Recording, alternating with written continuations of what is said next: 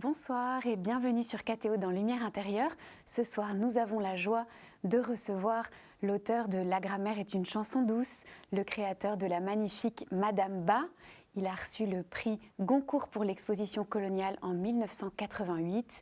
Il a été élu à l'Académie française en 1998. J'ai nommé Éric Orsena. Bonsoir et bienvenue. Éric Orsena. Mais bonsoir, bonsoir. Vous êtes déjà venu sur KTO, je crois? Mais bien sûr, ce qu'on appelle un fidèle. Ah, c'est beau. Je suis bien honorée de faire votre connaissance et de vous rencontrer. Alors. Vous venez dans le cadre de votre actualité, cette biographie à deux voix, avec la pianiste Claire-Marie Leguet, une biographie sur Bach qui sort aux éditions Albin Michel. Oui, je suis heureux parce que je suis dans le monde de la musique de plus en plus, depuis une quinzaine d'années, en tant que récitant de spectacle, parce que je joue moi depuis quelque temps, mais évidemment, voilà, je garde ça pour moi. Et donc, je dialogue avec de plus en plus de musiciens, et avec Claire-Marie, c'était un bonheur absolu. Peut-être la première question que j'avais envie de vous poser, c'est qu'on vous voit petit garçon dans ce livre, on vous aperçoit comme ça furtivement, et notamment le livre s'ouvre sur le petit Éric Orsena qui s'endort à l'église, qui s'ennuie mortellement à l'église. Oui, parce que après j'ai fait beaucoup de progrès en latin, mais à l'époque c'était le latin. Oui. Et il y avait une conception, il valait mieux qu'il y ait le latin pour garder le mystère. Et je ne savais pas ce qui se passait, ce qu'on racontait. Et donc, moi, j'aime bien qu'on me raconte des histoires, mais que je comprenne. Donc, je m'ennuyais. Et alors, comme je m'ennuyais, quand je m'ennuie, je m'évanouis. Donc, je m'évanouissais. Et alors, les parents, évidemment, consultaient les médecins qui ont dit peut-être est-il allergique à l'encens ou des trucs comme ça.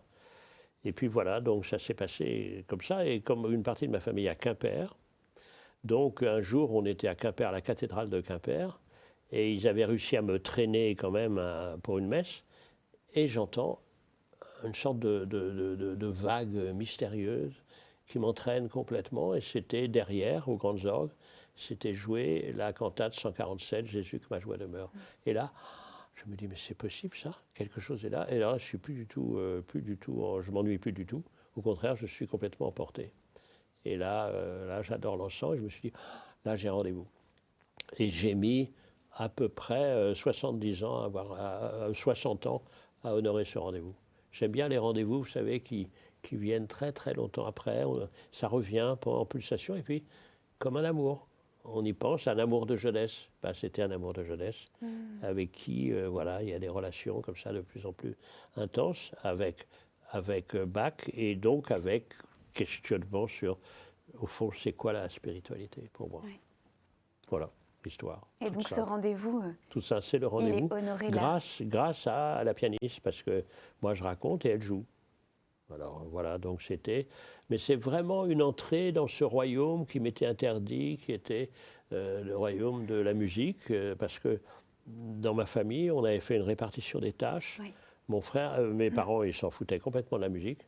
C'était franchement les 4 saisons et puis c'est tout, quoi. Et donc mon frère était chargé de la musique. Donc il a été très très tôt un musicien classique en guitare, guitariste classique. Pas du tout les feux de camp, non, voilà. Et donc après il est devenu médecin, il est psychiatre et il continue à jouer aujourd'hui. Et moi je n'avais pas le droit, moi c'était des histoires, on me racontait des histoires. Et puis moi je racontais l'histoire à mon tour. J'ai commencé à écrire à 8 ans. Et puis je me suis dit, il y a 11 ans exactement, c'est-à-dire à 71 ans, à 60, comme ça, à 68 ans, je me suis dit, pourquoi pas. Et j'aime bien cette phrase, hein, pourquoi pas. D'ailleurs, je dis à ceux qui nous écoutent, à toutes celles et ceux qui nous écoutent, pourquoi pas. Trouver une bonne raison à pourquoi pas. Et donc, pourquoi pas jouer? Parce que jouer, c'est pas consommer. Comme lecture n'est pas consommer. On regarde tous le même film. Mais quand on lit, on se fabrique son film. Donc un lecteur est un co-créateur. Et quand on joue, d'abord, de temps en temps, survient de la musique, ce qui est quand même un rêve absolu, de voir ses petits doigts comme ça, et puis une musique vient, et surtout, on entend mieux. Alors comme l'âge venant, évidemment, l'ouïe s'affaiblit, pas du tout. Grâce au piano quotidien, au fond, on gagne plus que ce qu'on perd. C'est pas mal comme contrat. Mais ça vous demande pas mal de persévérance quand même. Alors, moi, la persévérance, ce n'est pas mon problème. Ah oui. C'est-à-dire l'obstination. Vous savez, j'ai commencé à écrire donc à l'âge de 8 ans. Oui. Chaque année, je faisais un roman Ah bon? que je jetais pendant l'hiver. Je faisais un roman avant d'aller à l'école, 1 heure tous les jours. Donc, je me levais à 7 heures, 6h30, 7 heures, et j'écrivais 1 heure. Donc vous avez tout jeté. On n'a rien de cette époque-là. Toujours. Ah, c'est une épouvante. Et donc, je jetais. Pourquoi? Parce que dans ma famille, tout le monde me racontait des histoires. Ma maman, parce qu'elle était monarchiste, les rois, les reines, tout ça. Mon papa, parce qu'il était officier de réserve de marine, dans l'aéronaval, les porte-avions, donc il y avait les sous-marins et tout ça. Mon grand-père était d'origine cubaine, donc il me racontait des histoires de magie et tout ça. Ma grand-mère était lyonnaise, donc des histoires de cuisine, etc. Tout le monde. Puis à 8 ans, ils se sont dit, on n'a plus d'histoire en stock. Et comme tu détestes qu'on répète, tu as 2 solutions. 1, tu vas lire, ce que j'ai fait, bien sûr. Et puis 2, tu vas écrire. Donc j'ai écrit à 8 ans. Et il y a un truc dont je me suis rendu compte récemment, très récemment, c'est que l'écriture, c'est-à-dire la page blanche, et la navigation, parce que j'ai commencé à naviguer exactement au même moment, parce qu'on passait nos vacances dans l'île de Bréa, et donc voilà, dès qu'on savait nager, on avait le droit d'aller sur un bateau. Donc j'ai appris à naviguer à voile en même temps qu'écrire. Et c'est pareil. Écrire et naviguer, c'est pareil. Pour une raison très simple, c'est que sur la page blanche, et sur l'eau, il n'y a pas de route. Il faut l'inventer. Il faut négocier avec plus fort que soi. Et donc, c'est pareil quand vous godillez, quand vous naviguez à la voile et tout ça. Donc, c'est la même chose. Donc, j'écrivais tout le temps. Donc, il y avait un roman tous les ans, tous les 2 ans, que je relisais, que je trouvais nul, dont je n'envoyais pas. J'ai envoyé le 12e roman, qui a été refusé. Le 13e a été accepté. Et le 17e a eu le concours. Donc le premier, c'est Loyola Blues. Oui, ça, c'est celui qui a été accepté. Ouais. Alors, ça, c'était un émerveillement pour vous? C'était complètement un émerveillement. Ouais. C'était quand même une victoire aussi. Un titre complètement nul. mais ça fait rien. C'était franchement très, très mauvais. Et donc, ça fait rien. On a vendu 300 exemplaires. Et puis parce que j'avais beaucoup de familles qui étaient derrière. Et puis ensuite, le 2e, c'était La vie comme à Lausanne. Et puis, il y en a un 4e. Et puis ensuite, le concours. L'exposition et donc, coloniale. mais j'adore le... Vous savez, c'est pas de l'obstination, c'est à un moment donné, c'est un rituel. Ah oui. C'est-à-dire, l'avantage du rituel, c'est que vous n'avez pas à vous demander. Oui. Je n'ai pas à prendre une décision. Je n'ai pas à chaque jour prendre une décision d'écrire. Donc, ce matin, j'écris, j'espère demain écrire.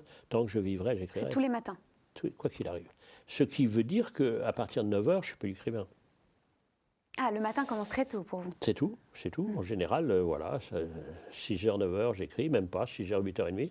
Puis après j'ai rendez-vous, voilà, avec plein d'autres choses avec le monde. Donc le matin, j'ai rendez-vous avec moi, et puis après, j'ai rendez-vous avec le monde. Et c'est grâce au rendez-vous avec le monde que je trouve des trucs à dire le matin. Et vous avez toujours des nouvelles histoires à explorer? Sans arrêt. Ça vous est jamais arrivé de vous dire, tiens, mais maintenant, où vais-je? Zéro, parce que vous savez, il y a deux actions complètement différentes. Rédiger, c'est quand on sait ce qu'on va dire. Écrire, c'est quand on ne sait pas. Ah oui. C'est la grande différence. Et moi, j'écris quand je ne comprends pas. Donc, par exemple, là, qui c'est Bach, je ne comprenais pas. Qui c'était au fond. Et qui était La Fontaine, je ne comprenais pas. Qui était le jardinier Lenôtre, je ne comprends pas. J'ai fait des romans parce que je ne comprenais pas. J'ai fait des romans parce que je ne comprends pas l'amour. Comment ça se fait que c'est pas réciproque? Je suis quelqu'un de charmant, tellement beau et tout. Pourquoi on m'aime pas autant que je le mériterais? Je ne comprends pas. Donc, je prends des râteaux, moi. Donc, pourquoi? Je suis vraiment sympathique. Alors, pourquoi? Et puis, il y a plein d'autres choses que je ne comprends pas. Comment peut-on être une femme africaine? Vous avez l'extrême gentillesse de parler de ce roman, Madame Ba. Il se trouve que j'ai été en Afrique très, très, très souvent, tout le temps. Le Mali et le Sénégal étaient mes 2e pays. Donc, c'est vous dire ma tristesse en ce moment. Et je suis en communication permanente avec les communautés maliennes au Mali, et puis bien sûr, et puis les communautés maliennes en France. Donc imaginez ce que c'était de voir ce pays dans des situations terribles, à la fois de pauvreté, parce qu'il n'y a pas que la guerre, il y a la pauvreté entraîne la guerre et tout ça. Donc vous voyez, il y a tous... Donc on est quelqu'un d'autre. pourquoi on est romancier et pourquoi on est fou de biographie? C'est que sa vie, ma vie, je m'en fous. Moi, c'est la vie des autres qui m'intéresse. Bah, peut-être qu'on peut dire aux téléspectateurs qui n'auraient pas encore lu Madame Bas que vous faites quand même un pari étonnant pour un homme blanc de vous mettre dans la peau d'une femme africaine. Oui, mais alors, je n'aurais pas le droit de le faire. Parce qu'on dirait, tu n'es pas une femme, ce que vous venez de dire, que je ne suis pas malien, je ne suis pas noir. Et donc, si je fais ça, je fais ce qu'on appelle de l'appropriation culturelle. Mais l'appropriation culturelle, ça veut dire que c'est exactement, si on a ce critère-là, on arrête l'art. Parce que Giacometti avait beau pas être gros, il n'était pas aussi maigre que l'homme qui marche. Donc il insultait les maigres. Vous voyez ce que je veux dire? Oui, puis au fond, ça veut dire qu'on ne voyage jamais vers autre que soi-même avec une telle théorie. Exactement. Mais l'idée, c'est que, à ce moment-là, on ne pourrait parler que de soi. Oui. Mais alors, et d'ailleurs, beaucoup d'écrivains ne s'en privent pas, ils parlent que d'eux. Oui. Et qu'est-ce qu'on s'ennuie? Comprenez, parce que et ça tous va. les personnages leur ressemblent. Oui, sans arrêt, sans Alors arrêt. que Madame Bas, c'est ça qui est fort. Ça n'a rien à voir. Ça n'a rien à voir. Et alors, vous savez, c'est une chose très émouvante qui s'est passée pour Madame Bas, c'est que depuis longtemps, comme je vous dis, depuis l'âge de 20 ans, j'allais en Afrique, tout le temps, 3, 4 fois, 5 fois par an. Et donc je me suis dit, il faut que j'ai une histoire. Et puis j'ai trouvé l'histoire de cette femme. Et pendant 3 ans, je disais elle, ça ne marchait pas. Et je dis, pourquoi je ne dirais pas je? Pourquoi je ne dirais pas moi, Madame Bas? Pourquoi? Et quand j'ai trouvé ça, immédiatement, ça a été, j'ai trouvé qui j'étais. Vous savez, le roman est un mensonge. Mais comme disait Aragon, ce mensonge est vrai. Vous voyez? Donc c'est ça qui est formidable dans l'écriture, c'est qu'on explore. On ne sait pas. Je sais absolument. Le principe d'un roman, je ne sais pas comment ça va finir. Il y a un personnage et un lieu, et on avance. On avance. C'est comme naviguer. Et vous êtes vous-même surpris par la fin? Complètement. Autrement. On ne sait pas. Qui peut savoir comment un amour va se développer, va continuer, ou s'arrêter, ou s'embellir, ou s'interrompre et puis reprendre? On ne peut pas savoir. C'est du même ordre. Moi, c'est vraiment... Il y a explorer la vie, qui est pour moi un cadeau quand même absolument invraisemblable. Bien sûr, explorer la vie. Et puis, il y a quelque chose qu'avait au plus haut point Bernard Pivot. Bernard Pivot, qui était mon grand frère, il m'a reçu dans ses émissions depuis le début et tout ça, et on avait des relations jusqu'à l'extrême fin de sa vie. Et ces 2 filles ont écrit sa biographie. Et elles ont choisi le plus beau des titres, qui était vraiment l'âme de Bernard. C'était le goût des autres. Ah, c'est très beau. C'est pas l'intérêt, c'est le goût des autres. Et pas d'ogre, pas dévorer. C'est-à-dire laisser l'autre être autre. C'est parce que l'autre est autre qu'on l'aime. C'est pas, on ne va pas l'avaler pour le faire devenir soi. Soi-même, oui. C'est pas ça du tout. C'est l'inverse du harcèlement. C'est l'inverse de la possession. C'est au contraire. Aimer l'autre, aimer en l'autre la liberté qu'il va garder. Et moi, ça me bouleverse. C'est pour ça que je suis écrivain. C'est la gourmandise des autres avec la liberté. Et dans les relations amoureuses, c'est évidemment, j'aime profondément la liberté. Et donc, vous voyez, les gens qui dans ah, je te possède, moi je. C'est pire qu'une condamnation, c'est un ennui. Quelqu'un qui ne serait pas libre, je ne pourrais pas l'aimer. Merci, Éric Orsena. On va passer à la deuxième partie de cette émission avec ces 4 mots que vous pourrez explorer et développer à votre guise. À tout de suite. Merci.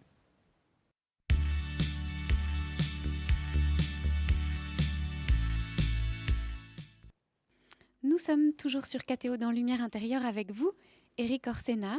Et le premier mot auquel j'ai pensé pour vous, le premier mot, c'est mot.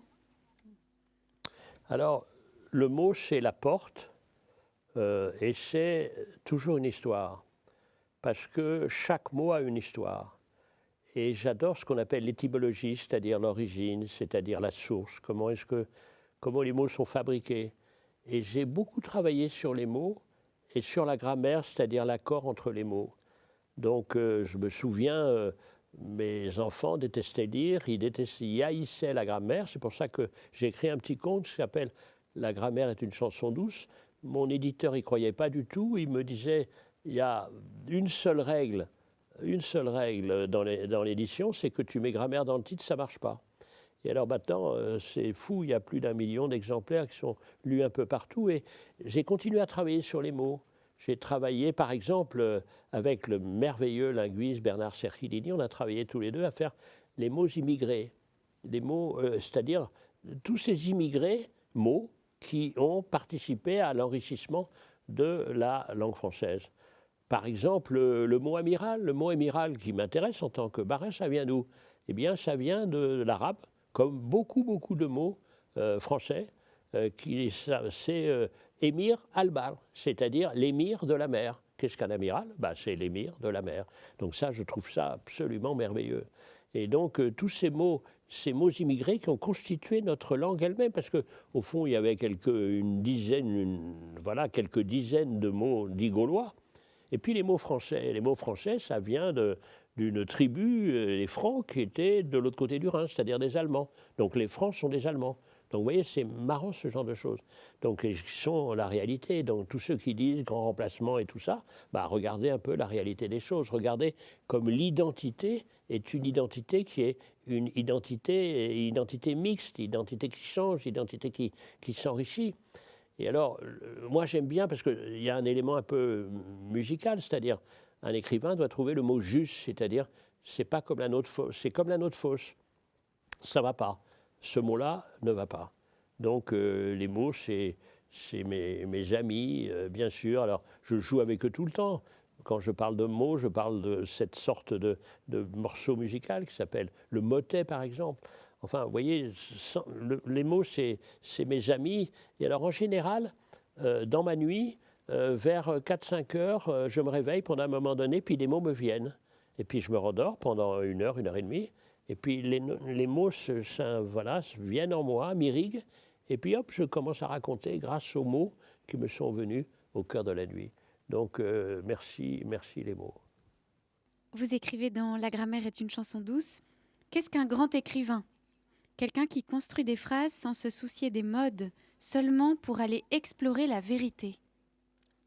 Un écrivain est vraiment pour moi un explorateur. C'est comme un marin qui va au loin et puis il ne sait pas trop ce qu'il découvre. Regardez Christophe Colomb, j'ai fait un livre sur Christophe Colomb.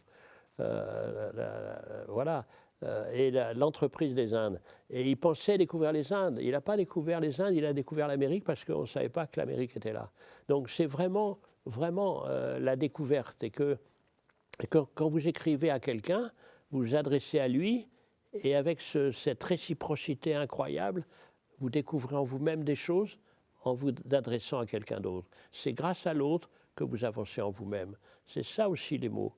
Et puis, il se trouve que moi, j'ai fait tous les métiers possibles avec les mots. On m'a dit que j'avais manqué une grande carrière de publicitaire parce que sans arrêt, les mots me viennent, ou les titres.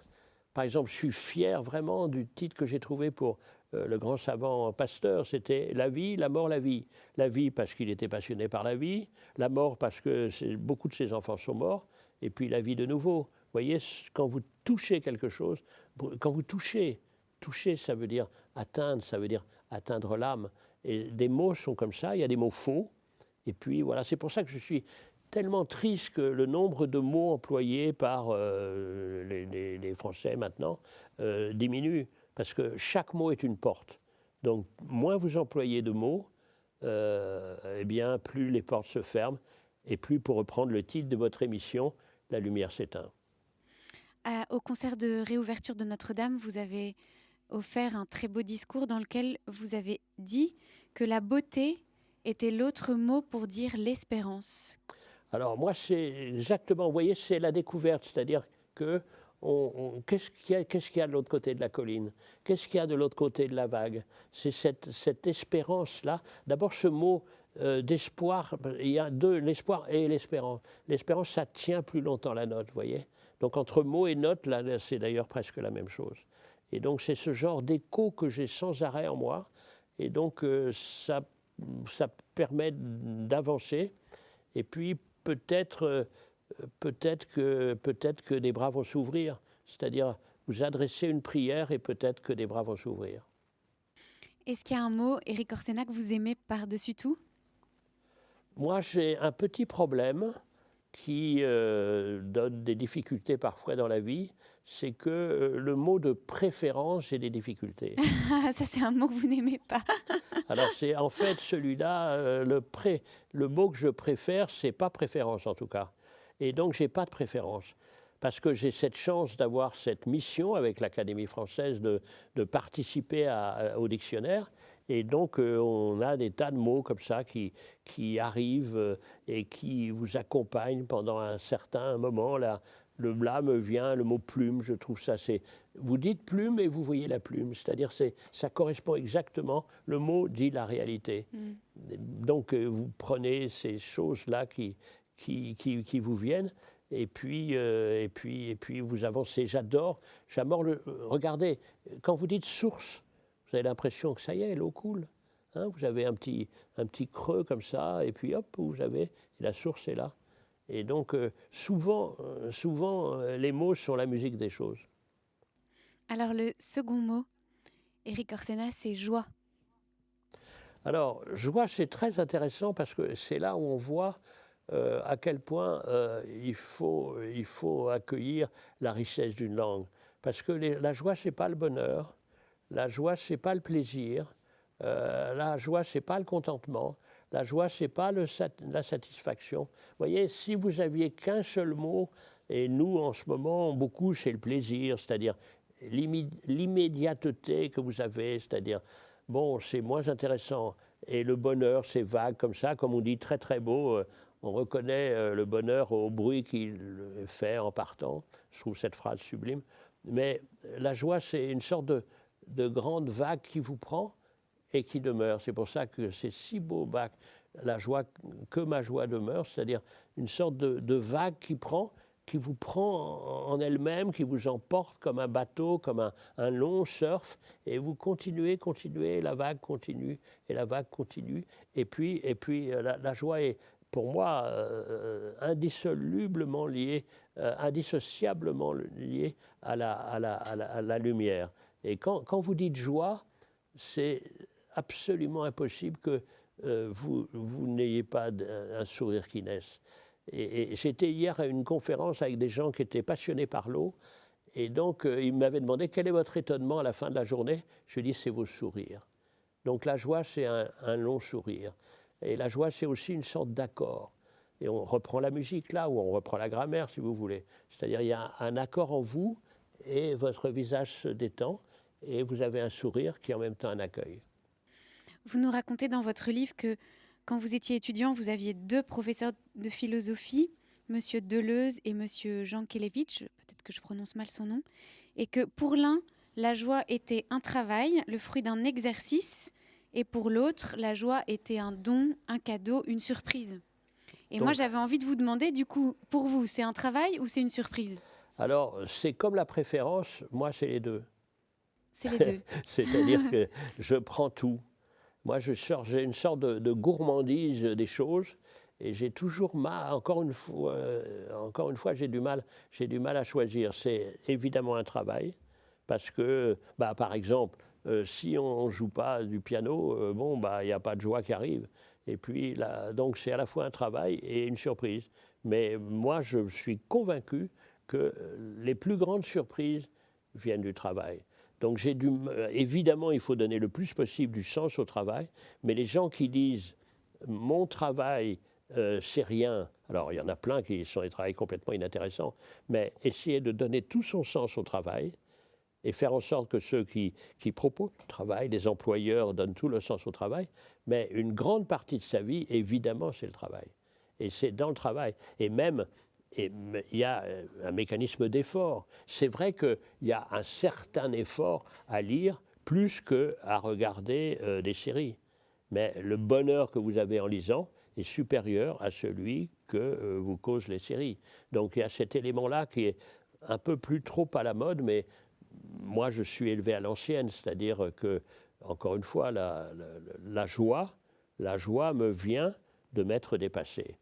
Il y a une chose que j'ai apprise depuis l'enfance, c'est que, mais ça c'est l'éducation. D'ailleurs, l'éducation, regardez ce mot, c'est douquérer, conduire. Et c'est-à-dire élever. Ma conviction, c'est qu'on est plus grand, plus divers, plus accueillant que soi-même, ou on est beaucoup plus petit. On se rabougrit. On ne peut pas rester. La vie est aussi un projet. Vous nous faites voyager dans l'âme de ce Jean-Sébastien Bach et on perçoit dans tout votre livre combien Dieu est pour lui joie. Alors Dieu est pour lui joie, Dieu est présent. Et ce que nous avons fait avec Claire-Marie Leguet, c'est d'essayer de rendre Bach présent dans sa quotidienneté. Il y a après une petite analyse, son premier logement, alors qu'il avait déjà plusieurs enfants et qu'il recevait des élèves, il recevait des visiteurs, etc. Et tout ce petit monde vivait dans un espace inférieur à 70 mètres carrés. Ils étaient tous là. Et donc il y avait une table unique où d'un côté, pas loin, il avait son clavicorde et puis il jouait comme ça. Et puis de l'autre côté, il y avait Maria Barbara, sa première femme, ou Anna Magdalena, qui transcrivait ou qui faisait la cuisine ou s'occupait des enfants, et tout ça en même temps. C'est-à-dire que c'est pas du tout le génie dans sa tour d'ivoire, c'est pas du tout le génie romantique, solitaire, torturé. Non, le génie vient du quotidien. Et c'est ça qui nous a bouleversés, Claire-Marie et moi, c'était ce génie né du quotidien. Encore une fois, c'est la poursuite de la vie. C'est une sorte, la vie elle-même qui s'enchaîne. Et pour lui, Dieu est là. Dieu est présent et comme il dit très, très bien, et comme dit la grande tradition depuis Saint Augustin, celui qui chante prie deux fois, mais celui qui joue aussi prie deux fois. C'est-à-dire la musique et l'accès à Dieu. Pour lui, c'est ça. Est-ce qu'on peut lire la prière Jésus, que ma joie demeure? Elle est assez courte. Jésus, que ma joie demeure, à ton nom à tout jamais. Il guérit toutes les blessures et ma force vient de sa grandeur dans l'espoir puis la lumière. Il éclaire mon cœur et mon âme jour et nuit, il m'accompagne, doux Jésus, ô doux Seigneur. Elle vous parle cette prière? Bien sûr, elle me parle. Elle me parle parce que, regardez, il y a deux mots qui me frappent beaucoup, c'est la douceur qui est répétée plusieurs fois, et la lumière, la douceur de la lumière. Et donc, et puis il y a cette figure de Jésus qui m'a été apprise dès mon enfance et qui m'a jamais quitté. La présence d'un Dieu supérieur, de Dieu le Père, pour moi est plus incertaine, on va dire. Alors que Jésus, mais d'ailleurs on le sent, la présence de Jésus, vous en parlez avec beaucoup de tendresse dans ce livre. Alors Jésus, c'est le personnage qui m'a le plus bouleversé, et je vais vous dire que dans la période actuelle, et notamment dans l'endroit où il vivait, dans ce pays où il vivait, remplacer la loi du talion par l'amour, ça ne peut pas être plus pertinent. Ça ne peut pas mieux s'appliquer aujourd'hui. Ce message d'amour dans un monde de violence, à cette époque, et encore plus forte maintenant, ce message de Jésus, il me bouleverse et continue de me bouleverser. Parce que j'ai eu cette chance d'être élevé, comme, regardez ce mot, élevé, c'est-à-dire on est au-dessus de soi-même grâce à ça. Donc cette image-là demeure et je lui dois tout. Évidemment, je lui dois tout. J'ai eu cette chance d'être élevé dans cet amour-là. Peut-être qu'on peut rester dans cette note avec le mot suivant. Ce mot suivant, c'est passion.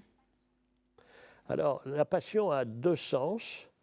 Il y a la passion qui est l'emportement, comme ça, on s'en va, comme ça, voilà, on est passionné, on oublie tout, on est passionné dans tous les domaines, passionné par son métier, et donc on sacrifie tout à son métier, passionné par un amour, on est passionné. Il y a ce côté-là.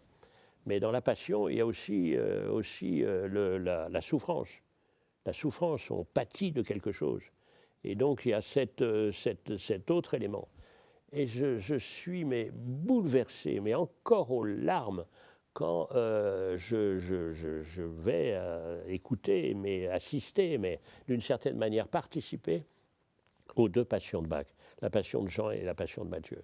Et j'ai eu cette chance, mais infinie, ce cadeau incroyable d'être à Versailles, à la Chapelle Royale, et d'assister à la présentation de la passion de Matthieu, de Saint Matthieu, avec Raphaël Pichon. c'était prodigieux, parce que les 3 chœurs étaient prodigieux, dont un chœur d'enfant, les orchestres bien sûr inouïs, et puis il y avait tous les récitants, parce que c'est un opéra sacré. Et ça, ce moment, mais quand Jésus s'adresse à son Père et l'appelle, parce que l'angoisse le saisit, personne ne va à la mort comme ça, de gaieté de cœur, et sans savoir se demander qu'est-ce qui va se passer après. Et puis il appelle au secours. Et donc, eh bien, on n'est pas sûr que Dieu le Père réponde. Et moi, ce moment-là m'étreint et m'étreindra jusqu'à l'extrême seconde de ma vie, j'en suis sûr. Et finalement, est-ce que le Père a répondu ? Eh bien, pour Bach, le Père répondait tout le temps. Pour moi, franchement, je ne sais pas. Je suis plutôt non, mais je suis ce qu'on appelle au sens étymologique agnostique, c'est-à-dire je suis privé de savoir. Je m'arrête là. Et je suis absolument fasciné que des gens sachent exactement qui c'est Dieu, ils décrivent Dieu, et ils se tuent parce qu'ils ont des conceptions différentes de ce qu'ils ont pensé. Alors pour moi, ça c'est absolument incompréhensible. Incompréhensible. Et donc, et puis il y a une question qui se pose pour moi, c'est la question du monothéisme. C'est-à-dire qu'un seul Dieu. Et c'est vrai que, pour l'instant, mais j'avance sans arrêt, je me demande comment ça se passe comme ça, je suis ouvert à tout, mais c'est vrai que la période de notre aventure humaine où il y avait des esprits dans chacun des éléments de la nature, c'était une période finalement, peut-être on respectait mieux la nature, et peut-être que, j'en sais rien, mais hypothèse que le monothéisme a désenchanté la terre. Et quand vous dites que pour Bach, Dieu répondait, vous pouvez nous expliquer où vous voyez mais cela ? Il est présent tout le temps. Il n'a même pas besoin de répondre parce qu'on n'a pas à l'appeler puisqu'il est là. Et c'est ça qui est formidable. Donc on lui parle. Et puis il faut savoir que Bach était aussi bien musicien que poète. Poète parce qu'il lisait de la poésie depuis, et ça c'est la grande tradition de Luther, mais il lisait des poètes du temps. Dans ses cantates, il y a tout un mélange. Il compose de la musique, mais il compose aussi des textes. Et en empruntant de la poésie un peu partout, puis lui-même compose de la poésie. Donc c'est ça qui est bouleversant chez lui. C'est que, mais il lui parle. Et la plupart de ses cantates sont des passions. C'est-à-dire, c'est absolument déchirant. Mais sois là, accompagne-moi. Et ça... Sa vision de Dieu est une vision christique, c'est son grand frère. Vous avez eu un mot éclairant tout à l'heure, ou intriguant. Vous avez dit au fond, la passion de Bach, vous y participez. Oui, parce qu'on est un récitant, on est là, on sent qu'il nous parle, et donc écouter, c'est répondre. C'est pas rester en dehors. On est pris dans cette histoire, on est pris dans ce... on connaît la fin, mais en fait, non, à chaque fois, c'est recommencer. Comme la mer, c'est sans arrêt recommencer. Et je vous assure que dans cette passion de Matthieu, là, de ce pichon formidable, donc, on était là, on se demandait. Et que va-t-il se passer? Alors, c'est ça qui est bouleversant. On sait, la raison le sait, mais l'émotion ne le sait pas. C'est ça qui est complètement bouleversant. Et puis, jamais j'ai eu un tel sentiment d'être pris dans des bras. Et si vous deviez être un personnage de cette histoire, Éric Orsenna, de cette histoire de la Passion, vous aimeriez être quel personnage? Mais comme je vous ai dit, moi, je peux pas préférer. Vous voulez être tous. Je les suis tous. Vous voulez être la Sainte Vierge, Saint Jean, mais Pilate aussi? Je les suis tous, les uns après les autres. Pourquoi tous? Je les vois, tout le désespoir. Le personnage de la Vierge m'a toujours absolument bouleversé. C'est-à-dire tout ça, là, ce personnage au pied de la croix. Et donc, ce personnage m'a toujours... J'étais élevé, bien sûr, beaucoup en Bretagne, dans le culte de la Vierge. Et ça, ce personnage aussi. Mais ils sont tous bouleversants. Ils sont tous bouleversants dans l'Évangile. Ils sont tous, même regardez Pierre qui trahit, il trahit avant le chant du coq, il trahit, eh ben, il est bouleversant parce que nous aussi nous trahissons. Bien sûr. Donc comprenez, c'est une sorte d'humanité incroyable comme vous avez dans d'autres grands poèmes. Comme, vous savez, il y a une chose, je donne un exemple, me vient, c'est que j'ai une personne que j'aime beaucoup qui travaillait à l'hôpital Sainte-Anne. À Paris, qui traite les gens qui sont atteints de troubles mentaux. Et elle essayait de récupérer des enfants cachés. Et ces enfants cachés, ce qui les réparait le mieux, elle choisissait quelle histoire pourrait mieux leur venir en aide. Et ce qui les réparait le mieux, c'était l'Odyssée et le personnage d'Ulysse. Parce que Ulysse, ce n'est pas le plus fort, ce n'est pas le plus beau, ce n'est pas Achille, ce n'est pas tous les autres. Mais il est là, il a un sens de l'amitié incroyable, il se bat pour son équipage, et puis il essaye de revenir au pays. Ulysse, il est comme nous. Eh bien, Ulysse répare, comme le Christ répare. Donc pour chacun des personnages, on peut dire c'est moi. Absolument. Et c'est ça l'idée, c'est que on n'est pas assigné à sa propre résidence. On n'est pas assigné à sa propre identité. Encore une fois, moi j'ai mes bases, je sais mes sources, je sais d'où ça vient.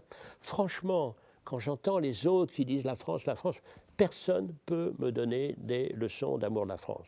Je suis à l'Académie française, au fauteuil de Cousteau, au fauteuil de Pasteur.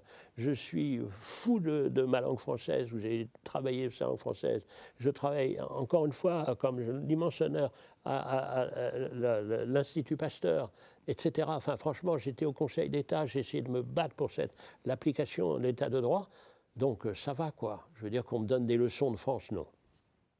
Alors le dernier mot, vous en avez parlé tout à l'heure, alors j'étais désespérée parce que ça déflorait mon dernier mot. Ce dernier mot, c'est pourquoi pas? Alors le pourquoi pas, c'est une morale pour moi. Pourquoi pas, c'est ce qui m'a fait, il y a 11 ans, me mettre au piano, pourquoi pas? Qu'une raison. Dis-moi une seule bonne raison, pourquoi tu ne te mettrais pas au piano? Pourquoi pas, c'est le nom d'un bateau, hein, c'est le mot du dernier bateau de Charcot, et qui disait, on va prendre la mer, et pourquoi pas aller dans le Grand Sud, où j'ai été avec Isabelle Autissier. Pourquoi pas aller dans le Nord, en Arctique, où j'ai été aussi. Et donc, pourquoi pas, c'est la vie. Donc, c'est ce principe-là de donner une raison. Le pourquoi pas, c'est l'autre mot du possible. Comprenez, il n'y a rien de plus beau que le possible. On a ce cadeau inouï de vivre, pourquoi pas l'explorer. Donc, j'adore ce mot de 3 syllabes comme ça. Et donc, à chaque fois, je me dis, par exemple, en ce moment-là, je n'ai jamais écrit de théâtre de ma vie. Pourquoi pas? Évidemment, je vais m'y mettre. Pourquoi pas? Quand Isabelle Autissier m'a proposé, c'était un cadeau immense d'aller en Antarctique, j'ai eu peur parce que c'était un petit bateau à voile et que les tempêtes sont terribles là-bas. Eh bien, ce qui m'a poussé, pourquoi pas? Et surtout, pourquoi pas aimer? Dans ce livre, à la partie où vous partagez cet amour de ce mot « pourquoi pas », vous faites une confidence, vous dites que vous avez perdu la foi. Et j'avais envie de vous demander pourquoi pas la retrouver? C'est exactement le sujet. Donc, vous le sentez, je suis tout à fait ouvert. Et ce livre est une des étapes du parcours. Ça peut arriver, on a bien vu, comme on dit, des conversions. Moi, j'ai cette base-là, j'ai cette chance des bases-là. J'ai eu d'abord les frères de l'instruction chrétienne, ensuite j'ai eu les eudistes à Versailles, et tout ça, ils étaient là. Ils ont eu des relations, des réactions incroyables. Le père supérieur à Saint-Jean de Béthune, est incroyable. J'étais proche, on parlait, et voilà, et je lui dis, voilà, le Christ, oui, au-dessus, je ne sais pas. Et il me dit, mon fils, je vous exempte de la messe, je ne veux pas faire de pression sur vous, ça reviendra. J'étais bon élève, je pense qu'ils avaient quelques espérances que je prenne les ordres et que voilà. Mais en tout cas, c'est ça, c'était quand même complètement merveilleux. Donc je dois énormément à ça, et à cette école-là, à cette école du respect, et puis de raconter ce que le christianisme, pour moi, est une civilisation d'amour. Enfin, ça a été perverti comme toute chose dans ce monde et dans l'être humain, mais enfin, ce que c'est, tous ces gens qui parlent, et encore une fois, ça, plutôt que la loi du talion. Imaginez s'il s'agissait d'amour, plutôt que la loi du talion. Moi, j'ai été magistrat pendant 22 ans. Un des cœurs du droit, c'est la proportionnalité. Ce n'est pas parce qu'on est agressé d'un côté qu'il faut tuer tout le monde. Et moi, j'avais envie de vous demander aussi, pourquoi pas la résurrection du Christ? J'attends. C'est là-dessus que votre pied s'arrête, comme sur le seuil Moi, d'un... ça s'arrête là. Oui. Là. Moi, pour moi, à l'heure d'aujourd'hui, tout s'arrête à la fin. Mais vous savez, tout s'arrête. Ça veut dire quoi, s'arrêter? Ça veut dire quoi? Il y a des gens pour qui ils vont ressusciter. Moi, je préfère ne pas mourir. C'est-à-dire qu'il y a cette phrase qui a été attribuée à plein de gens, c'est que le tombeau des morts est dans le cœur des vivants. Tant que vous vous souvenez de quelqu'un, il vit. Quel besoin de retrouver le corps et tout ça, je ne sais pas. Et honnêtement, je ne sais pas. Et je suis envieux et un peu dubitatif vis-à-vis des gens qui disent « je sais ». Moi, je ne sais pas. Et je pense que je continuerai jusqu'à l'extrême limite à dire. Et puis après, on verra bien. On verra bien. Vous savez, il y a des tas de gens qui ont dit ça. C'est comme plein de gens, on prête à des dernières paroles en disant le mystère commence. Je vais enfin savoir. On verra. Bah, en tout cas, ça m'évoque un peu la réaction de ceux qui entendent que Jésus est ressuscité par d'autres et qui ne disent pas du tout c'est évident, mais qui plutôt doutent et hésitent face à cette nouvelle. Et c'est la fin des évangiles. Moi, je suis complètement bouleversé de voir ça. Ah ben ouais, qu'est-ce qui se passe? Ah bon? Le tombeau est vide et tout ça. Enfin, c'est tout à fait magnifique. C'est des textes, quand on imagine tous ces textes-là, reprendre ça. Et puis après, toute cette Bible qui est évidemment de sorte de concentré de vie et tout ça, de contradiction, mais de violence, et que l'Évangile apporte cette douceur, c'est pour ça que ça me bouleverse. Merci beaucoup, Éric Orsena. On va conclure tout de suite cette émission. Il y a un point que je voulais vous dire, oui. c'est que moi j'ai découvert ça récemment, c'est que les seuls vrais merci sont réciproques. Et il y a une autre phrase qui est un peu le corollaire, tout ce que vous ne donnez pas est perdu. Donc c'est moi qui vous dis merci. Merci beaucoup. À tout de suite.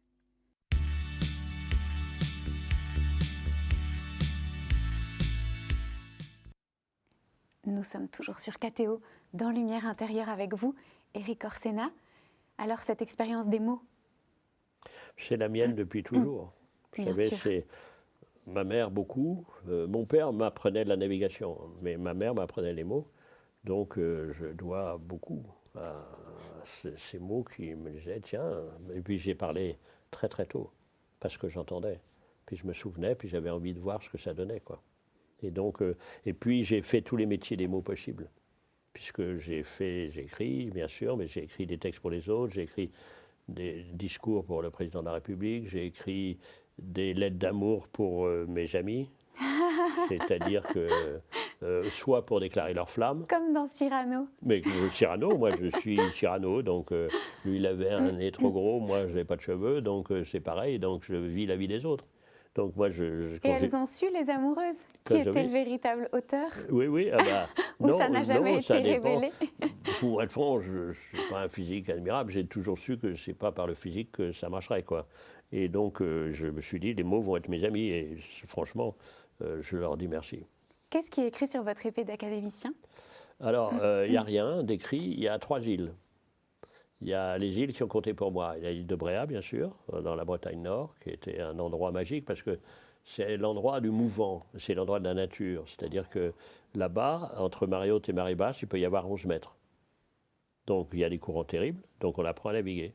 Et donc c'est là que j'ai appris à la fois à écrire et à naviguer. Donc gratitude infinie envers la Bretagne. En plus, dans ma famille, à Parisienne, on était très rationnel. Dans la famille bretonne, on ouvrait aux esprits. C'est-à-dire le réalisme magique. C'est-à-dire que quand il y a un volet qui cogne, ce n'est pas uniquement parce qu'il y a du vent. C'est parce qu'il y a l'équipage d'un chalutier qui a été englouti, qui trouve qu'on ne pense pas suffisamment à lui. Et moi, je crois ça. Comme disait François Mitterrand, sa dernière intervention, je crois aux forces de l'esprit. Ça, il y a une phrase que j'adore, le rationnel n'épuise pas le réel. C'est ma conviction absolue. Donc ça, merci. Et puis, il y a eu l'île d'une partie de mes ancêtres, c'est-à-dire cubains, et c'est-à-dire toute la dimension justement de réalisme magique et tout ça. Il y a des liens entre pour moi, 100 ans de solitude, donc Garcia Marquez, et puis Le Cheval d'Orgueil. Pour moi, c'est pareil. C'est-à-dire c'est un même univers, encore une fois, où le réel n'est pas épuisé par le rationnel. Et puis il y a Gorée, c'est-à-dire l'esclavage, qui est la honte absolue, et donc la négation de l'humanité, donc juste au large de Dakar. Donc il y a les 3 îles. Donc dans mon épée, qui est une épée de marin d'ailleurs, il y a ces 3 îles, et voilà, je suis né de ces 3 îles, parce que je suis géographe au fond, au fond, au fond. Et si vous deviez dire un dernier mot avant votre dernier souffle, vous croyez que ce serait quoi? La dernière chose que vous aimeriez dire, laisser, léguer? On continue. On continue. On continue, on continue, on continue, on continue. Et puis, je sais pas, l'envie me vient, là, j'étant vraiment là, comme ça, 80 ans l'année prochaine, c'est que la chanson continue. Vous savez, il y a un des plus beaux vraiment, ensemble de poèmes, c'est le chant général de Neruda. Et le chant général, c'est, je me dis, il faut que ça chante. Il faut que ça chante, qu'on arrête de rabougrir, et qu'il faut qu'on arrête d'exprimer, qu'on exprime, qu'on chante et qu'on danse, quoi. Je veux dire, c'est un peu ça, la vie. Puis après, ça continue, ça prend d'autres formes, on n'en sait rien. Mais ça ne me dérange pas. Et puis l'amitié. Moi, mon cadeau, c'est l'amitié. C'est l'amitié qui m'a fait plus grand que je suis. Toujours. La confiance et l'amitié, c'est pareil. La confiance, c'est la foi avec, cum fides. C'est la foi avec. Donc on fait confiance. Quand on vous fait confiance, vous êtes plus grand que vous-même, donc vous êtes vous-même. Être soi-même, c'est être plus grand que soi. Et ça, c'est la confiance. Moi, quelques êtres m'ont fait confiance, 5, 6, eh bien, c'est eux qui m'ont fabriqué. Et le mot merci, merci, confiance, vous voyez, c'est toujours un peu la même chose. Et merci, parce que merci, ça ouvre. Si vous voulez, c'est que, au fond, les gens qui sont un tout petit peu cohérents, ils se rendent compte que plus ils donnent, plus ils reçoivent. J'avais une dernière question liée à votre livre sur Madame Ba, où on la voit prier. Et vous dites Dieu doit être assailli par les rêves des femmes, quelque chose comme ça. Et je me suis demandé si vous croyez quand même à la prière. Alors, je crois à la prière. À ça, attendez. Oui, pouvoir exprimer une prière. Pour être franc, d'une certaine manière, ma vie entière est une prière. Oui. Maintenant qu'on réponde à ma prière, je ne sais pas. Mais en tout cas, la vie a répondu à ma prière. Parce que quand je vois la vie que j'ai eue, que j'ai encore, quand on m'a proposé d'intervenir à Notre-Dame pour parler de la polyphonie, moi, petit Éric, monté à Notre-Dame, et que c'était le premier concert, il y a eu les concerts de l'ouverture, mais le premier concert qui continuait comme ça, mais je pleure encore. Et vous savez que ce que disait Anne Le Glu, qui est un formidable personnage, qui a fait un grand livre sur les larmes, et elle est religieuse, et elle est médecin en prison. Et elle a écrit un livre formidable sur les larmes, et elle rappelait ce que disait le médecin de Louis XIV sur les larmes, c'est le sang de l'âme. Merci beaucoup, Éric Orsena. Le merci réciproque. Je rappelle votre actualité, j'oublie pas, que Ma joie demeure, aux éditions Albin Michel. Vous pouvez retrouver cette émission sur ktotv.com. Merci beaucoup. Et le prochain rendez-vous, c'est peut-être Jésus de Nazareth après Pâques. Absolument, vous savez. Pourquoi pas? Pourquoi pas? Pourquoi pas? Il y a une phrase que j'aime bien, d'une sagesse africaine. Tout le monde peut venir, tout commence quand on revient. Merci beaucoup. À bientôt. Merci.